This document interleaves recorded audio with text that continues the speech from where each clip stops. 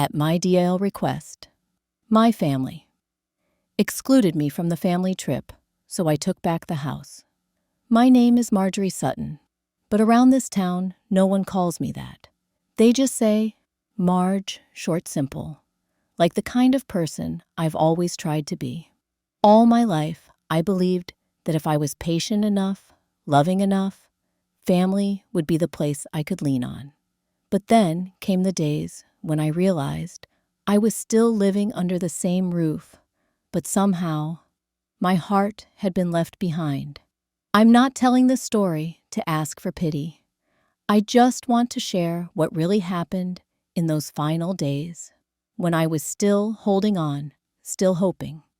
If you've ever stayed silent when you should have spoken up, if you've ever given so much of yourself that you forgot who you were, then maybe this story is meant for you too. And maybe in these quiet moments, you'll come to see what took me years to understand. Sometimes real love begins the day you stop letting others treat you like you don't matter. Sometimes people still live with their family, but no longer belong there. I stood on the porch, an old bamboo broom in hand, sweeping away layers of fallen leaves. Nothing felt different from years past. The old maple still stood silently in the corner of the yard. The wind still blew sharp and cold, slipping through the thin sweater I'd worn since last fall. But this year, the yard felt emptier, quieter.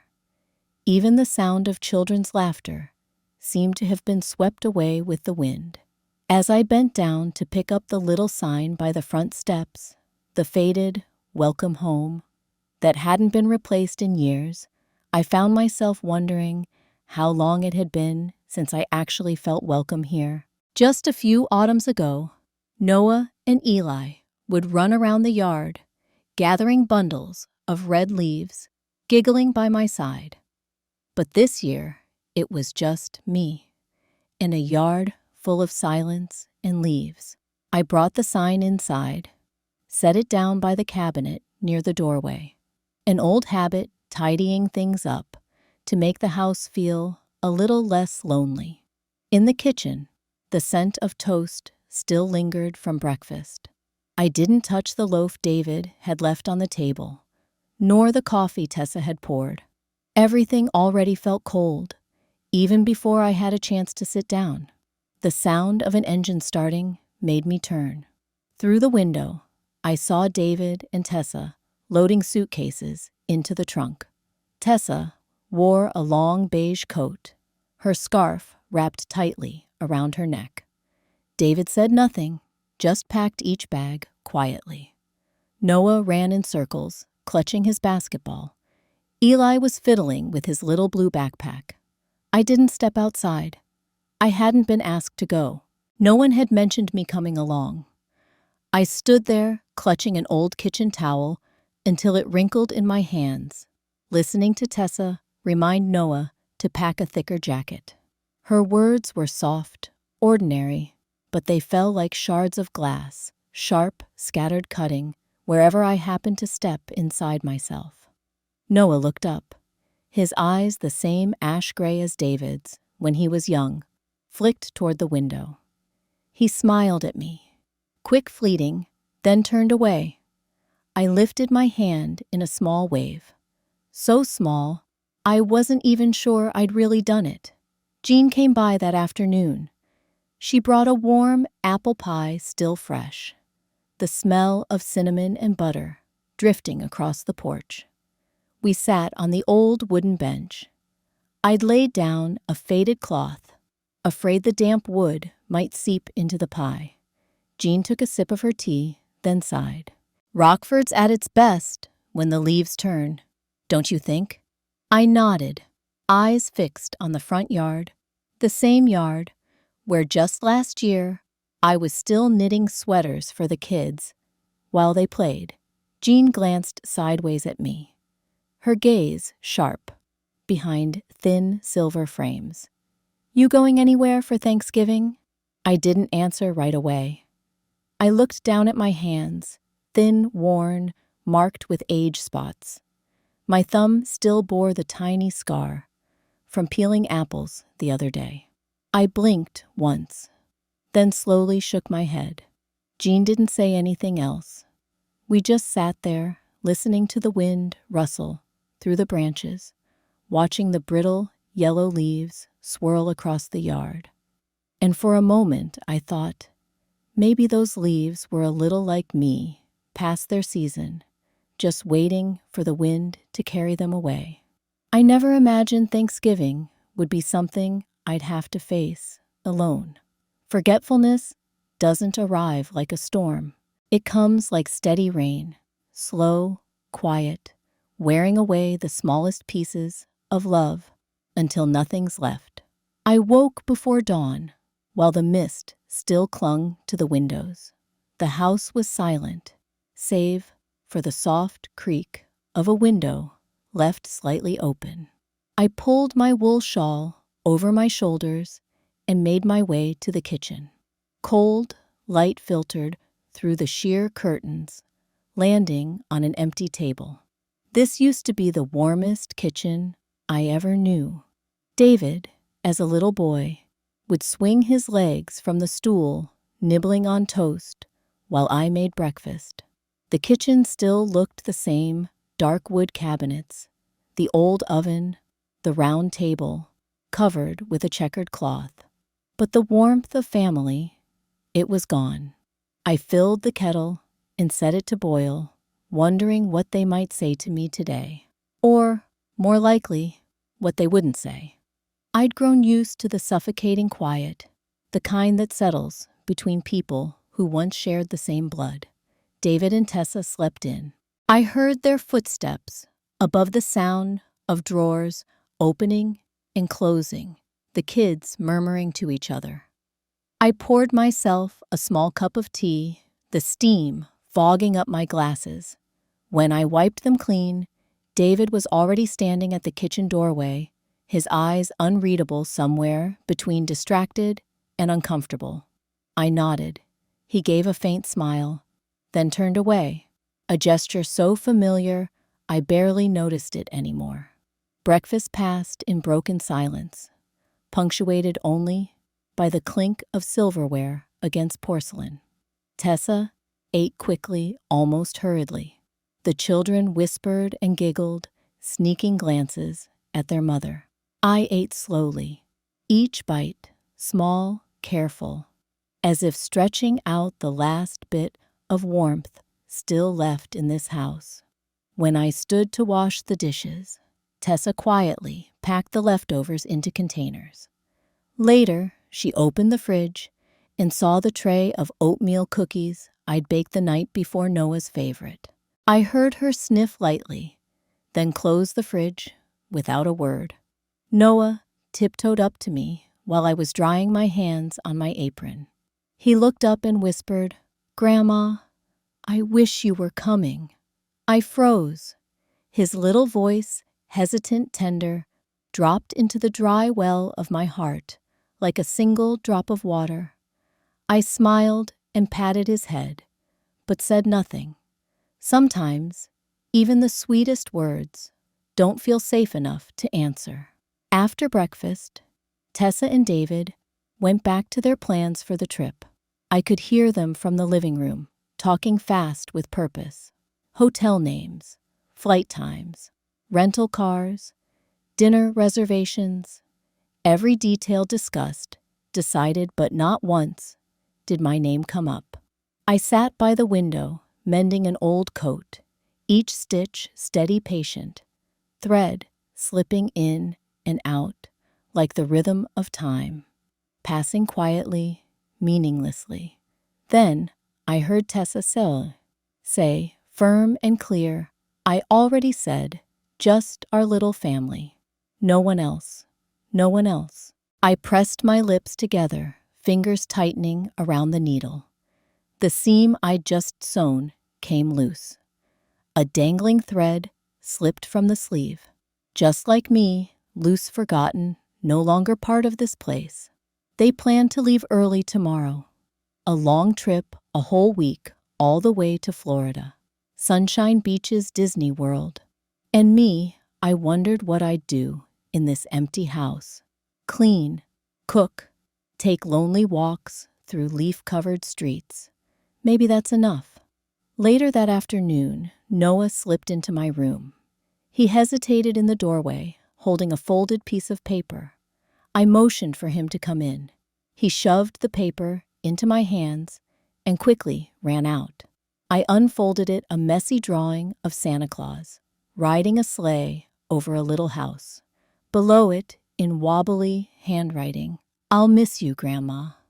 I folded the paper back up and tucked it into my nightstand drawer. Not because I thought it would change anything, but because I knew I'd need something, anything, to remind me that someone once remembered me. At our last dinner before the trip, we ate sandwiches and salad. Tessa reminded David to check the plane tickets. David reminded Noah to pack his video games. Eli begged for gum at the airport. No one asked if I wanted anything. No one asked if I needed anything. I finished my meal quietly and left the table before anyone else. Back in my room, I lay my head on a pillow worn soft in the middle from years of sleeping on one side. Outside the window, the wind had picked up. Maple leaves spun through the air, swirled, hovered, then fell without a sound. I closed my eyes, listening to the branches tapping against the glass. I wasn't expecting anything from tomorrow or the days after. I only hoped the silence would feel a little less heavy than it did today. And that's when I knew, to them, I no longer belonged to that little family. Sometimes letting go doesn't come from exhaustion, but from the quiet truth that we've held on too long to something that was never truly ours. I stood behind the curtain, watching in silence. David was dragging the large suitcase out the front door, shoulders hunched, his face hidden beneath the collar of his thick coat. Tessa followed behind, juggling tote bags and the kids' backpacks. Noah and Eli bounced alongside them, Noah clutching that old, worn-out basketball, the one I patched for him last summer. No one looked up at the window where I stood. No one looked back. I didn't come out to say goodbye. No one asked me to. The car doors slammed shut, sharp, final, echoing through the cold morning air. The wind howled across the yard as the black SUV rolled slowly away, tires crunching dry maple leaves into dust beneath the wheels. The yard was empty. A hollow stillness settled in my chest. No errands to run, no voices to answer. Just me and the silence. I locked the door and stepped inside. The house suddenly felt enormous. Every footstep echoed like tapping against walls, layered in memory. I passed through the living room and stopped by the dark wood cabinet near the entrance. From the bottom drawer, I pulled out an old folder, its edges frayed with age. Deeds, insurance papers, tax records, all stacked neatly in a brown plastic file. I sat down, flipping through the pages, my eyes lingering on the faded ink of a contract dated over 30 years ago. There it was, my name, Marjorie Sutton, sole owner. No co-signers, no disputes. This house, from its cracked foundation to its sun-worn roof, belonged to me. I had built it with my husband when we were young and broke, just starting out. We planted every maple tree in the yard, painted every door, built every shelf with our own hands. I ran my fingers over the paper. Its texture was rough beneath my touch, grounding, and in that moment, I clenched my hand. I didn't need to beg for a place in my own home. I didn't need to shrink under the cold stares of people who once called me mother or grandmother. I stood up, returned the folder to the drawer, locked it, and slipped the key into my coat pocket. That afternoon, I drove into town. The locksmith's shop sat at the far end of Main Street, just past the used bookstore, in the little cafe where Jean and I always shared a table on Saturdays. The shop was quiet, like the rest of Rockford in autumn. The locksmith, an older man with kind eyes, was shaping a key on the grinding machine.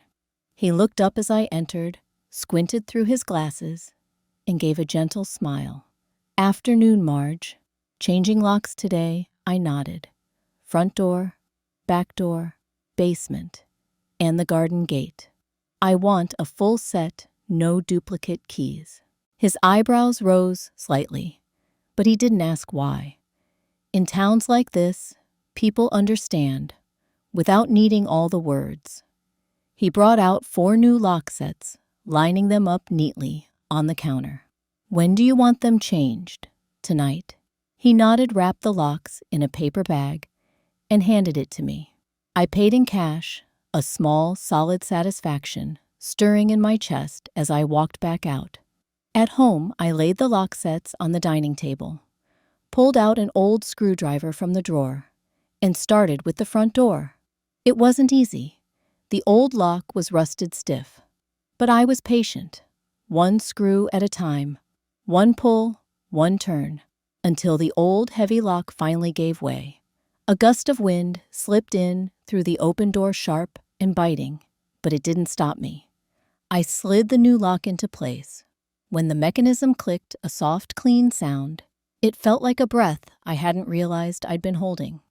I moved on to the back door, then the basement, then the garden gate. Each time I turned the key, I felt something let go inside me, a piece of weight I'd carried for far too long. By the time the sun dipped below the horizon, I was locking the final door. Bolt drawn, key turned, the sound crisp, certain. For the first time in years, I stood in my home and didn't feel like an intruder. The last light of the day poured through the living room window. I stood still, listening to the thick, quiet hush all around me. No arguments, no hurried footsteps, no cold glances that sliced through me. In the kitchen, I filled the kettle and brewed a cup of tea. The scent of black tea rose slowly, warm and steady, filling the air. I placed the cup gently on the table and pulled out my old leather-bound notebook, the one where I used to jot down recipes, phone numbers, little things I didn't want to forget. On the first page, I wrote a new heading, "Things That Are Mine," and underneath, I made a list: this house, my freedom, my memories, my dignity. I paused, took a sip of tea. It was bitter, but pleasantly so. Not like the bitterness of holidays past. This one was clean, like clarity. Outside, the wind had finally settled. The last leaves on the maple stood still. The house wrapped itself in silence, thick and complete, as if it too was exhaling after years of holding its breath. And, for the first time in a long time, I wasn't afraid to be here, alone. That night, I slept the whole way through. No dreams, no ache, just rest. The house was cold, but not lonely, just quiet, in a way that felt good, in a way that finally felt like peace. Not all doors are meant to wait for someone to knock. Some are born to be locked. I thought the house would stay quiet for at least a week, but not every flight leaves on time.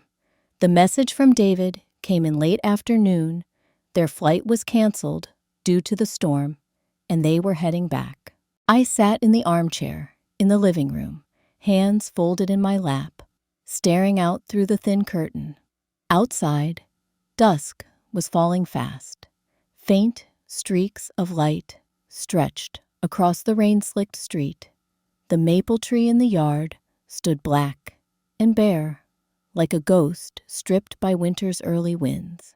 The knocking came again, louder this time, more urgent. I didn't move. I sipped the cold tea in my pale blue cup, oddly calm. Through the gap in the curtain, I saw David at the door. He wore a heavy coat, a knit cap, pulled low, his shoulders hunched against the chill. Tessa stood behind him, arms crossed, a scowl tightening her face. Noah and Eli clung to her sides, their expressions confused and uncertain. I left them there. David rang the doorbell. The sharp chime rang out across the house, shattering the stillness that had finally settled. I didn't get up. I had no reason to. I watched it all like an outsider. Tessa leaned down to whisper something to Noah. He nodded hesitantly, his eyes flicking toward the window, not knowing I was there watching. David pulled out his phone. I assumed he was calling. Inside, the phone rang a sound I once waited for, once longed for. Now it rang like a voice I didn't recognize. His name flashed on the screen. I didn't answer. I didn't need to. They stayed a few minutes longer. I glanced at the clock. 6:20 p.m.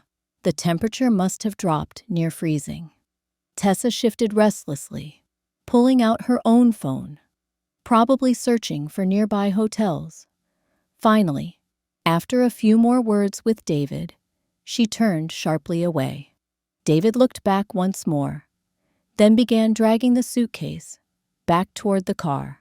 I let the curtain fall. Inside, the quiet returned as if it had never been disturbed. I sat for a while longer, then rose and went into the kitchen.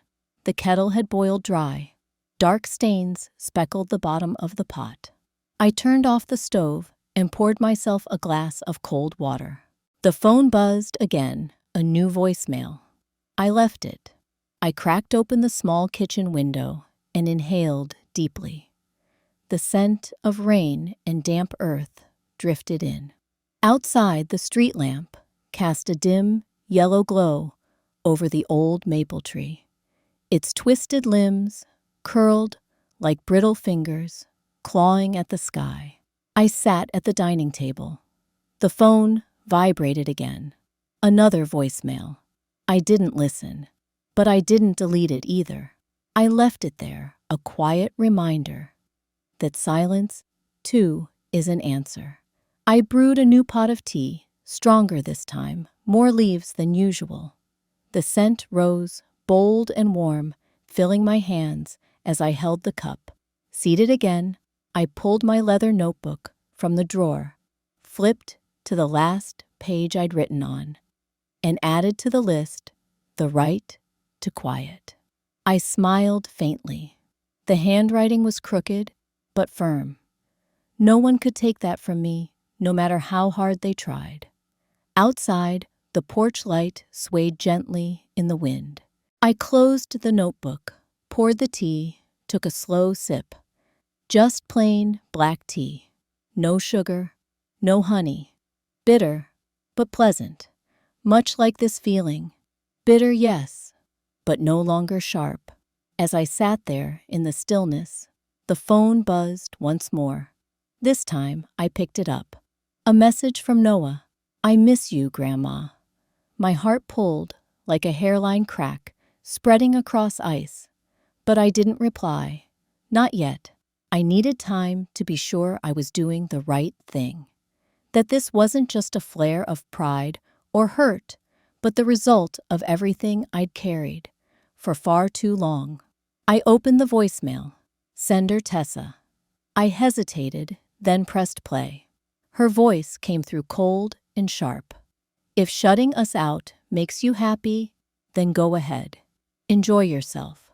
I listened to the first sentence, then deleted the message. No saving, no replaying. I got up, stepped onto the porch, and pulled the door shut behind me, locked it, turned the deadbolt, secured the latch. Outside, the sky had gone completely dark. Soft lights from other houses shimmered in the fog, faint and far. I leaned back against the door, took a deep breath. I brewed another pot of tea, lit the fireplace, and for the first time, this house truly felt like mine. Some wounds don't bleed, but they seep, quietly painfully, through the coldest winters of our lives. I sat in the living room, watching the last traces of sunlight fade across the old wooden floor. The soft glow of dusk slipped through the blinds, falling across a half-finished cup of tea. The silence was so complete, I could hear every tick of the clock on the wall. I stood and began to touch one by one the things I had held onto for far too long. Birthday gifts Tessa picked out, with no thought, family photos, with forced smiles, cheap decorations stacked in the corners of the room.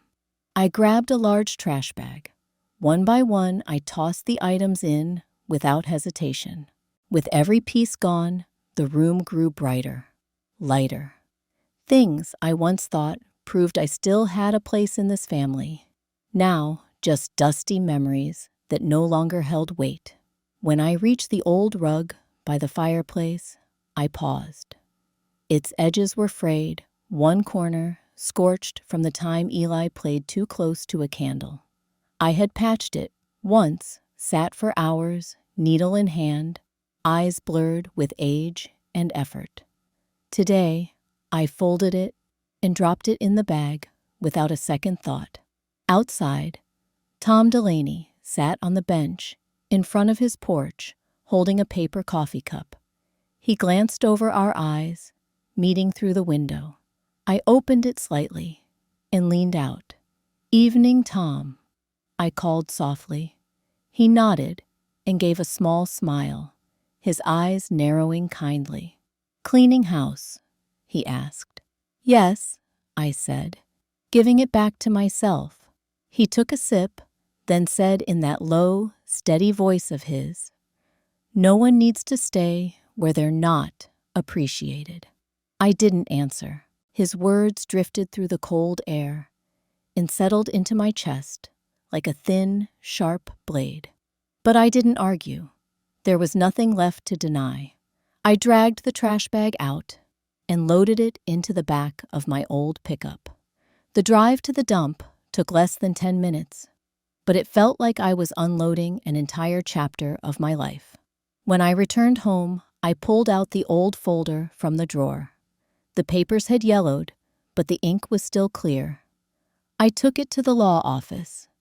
Jean once recommended a small white house by the lake, a wooden sign creaking gently above the door. The lawyer was a man in his 50s, gold-rimmed glasses, calm eyes. I sat down across from him and slid the folder across the desk.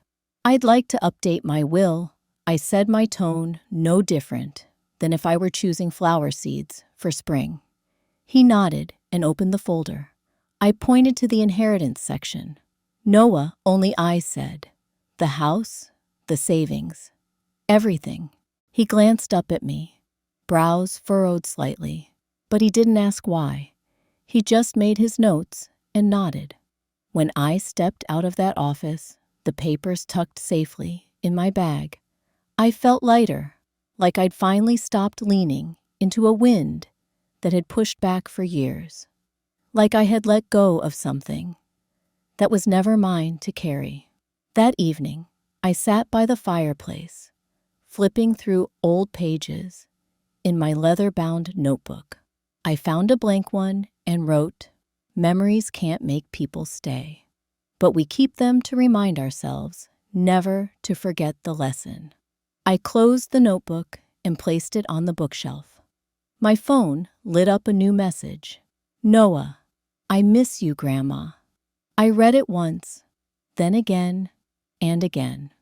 Finally, I set the phone down, brewed myself a cup of hot cocoa, thick, bittersweet. That night, I didn't go to bed right away. I sat by the fire watching the flames flicker. The house was quiet, warm in its own way. No hollow laughter, no forced conversation, just peace. The next morning, I stepped onto the porch broom in hand, sweeping the last of the fallen maple leaves. And then I saw him. Noah stood at the gate, wearing his thick coat knit cap pulled low, in his hands a box of cookies. He looked shy, unsure, but his eyes lit up when they found mine, and in that moment I wondered maybe this is what's left after the storm. The next morning, at my doorstep, Noah stood there holding a box of cookies and eyes full of longing. Some meals are meant for one, yet feel warmer than any crowded table missing kindness. I stood quietly on the porch, watching Noah clutch the cookie box tight in his hands. There was something in his eyes, hesitant, soft, something he didn't know how to say. I slowly unlatched the gate. No rush, no words, just one small step back to let him in. We sat in the living room. The firelight flickered against the walls, casting soft shadows across the ceiling. Noah placed the box on the table, rubbing his hands together for warmth. I slid a cup of tea toward him, but he shook his head. "I'm sorry," he whispered, eyes fixed on the wooden grain of the table. "For everything." I shook my head and smiled faintly. "You don't have to be Noah." The silence between us thickened like the fog that clung to the yard outside. I didn't rush him, didn't press. Some things take root slowly, like the maple tree out front, still budding come spring, no matter how long the winter lasts. I slipped into the kitchen and quietly prepared dinner. A small chicken I had already thawed, roasted with dry rosemary. A slice of leftover pumpkin pie, its cinnamon scent still gentle and warm. Nothing fancy, just the small table set for two mismatched silverware, two old porcelain plates chipped at the edge. By the time I brought the food out, Noah was already seated, hands folded in his lap. We ate in silence. No small talk, no polite pretending. Just the clink of silverware on porcelain, the whisper of wind against the windows, the occasional pop of firewood from the hearth. After the meal, Noah pulled a card from his backpack, the front covered in crayon scribbles. "I made this for you," he said, placing it gently on the table in front of me. I opened it. Inside, just 4 words, crooked, slanted, but steady. "Thank you for staying." I folded the card and placed it beside my now cold cup of tea. I said nothing. There was nothing to say. Some gratitude doesn't need to be answered aloud. The phone buzzed on the table. David's name flashed on the screen. I didn't pick up. Noah glanced at me unsure. I reached out, rested my hand over his, and gave a gentle squeeze. "You don't have to worry about me," I said. "I'm okay. And you will be too." He nodded, eyes red. I rose and walked into the bedroom. From the drawer, I took out an old book, a worn poetry collection I had kept since girlhood. Tucked between its pages was the letter I'd written the night before. I handed the book to Noah. "One day, I said, you'll understand." He took it without question, held it close to his chest, like it was the most precious thing he'd ever been given. Outside, the sky had gone dark. The porch light cast long two shadows as we stood by the gate. I watched as Noah climbed into his father's car. No one said goodbye, but before the car pulled away, he looked back just once. I stood in the doorway, my hand resting on the cold wooden frame.